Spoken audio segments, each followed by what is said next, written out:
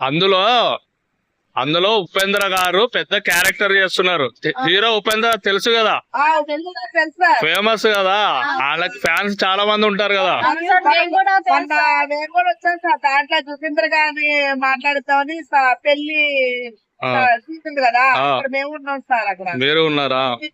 Sir okay. ఇప్పుడు ఆ cinema promotion లోనే ఒక యాక్టర్ అంటే నేనే లైవ్ లో జనాలకి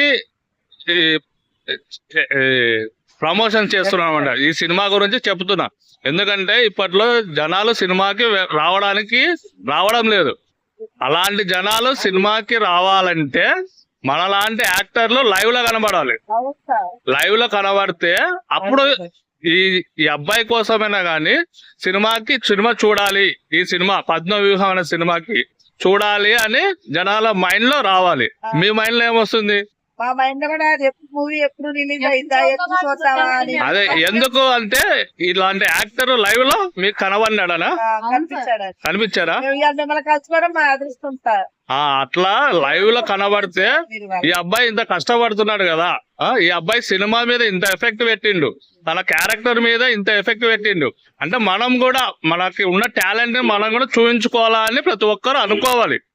అనుకొని ప్రతి ఒక్కరు ఇలాగే గట్టిగా ట్రై చేయాలి.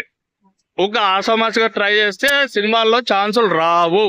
సినిమాలో ఛాన్స్ రావాలంటే ఎంతో కష్టపడాలి. సినిమా మీద ఎఫెక్ట్, ఉదాహరణకి నాలాగా ఎఫెక్ట్ పెట్టండి, చూడండి, చూస్తున్నారు కదా ఎలా ఉంది.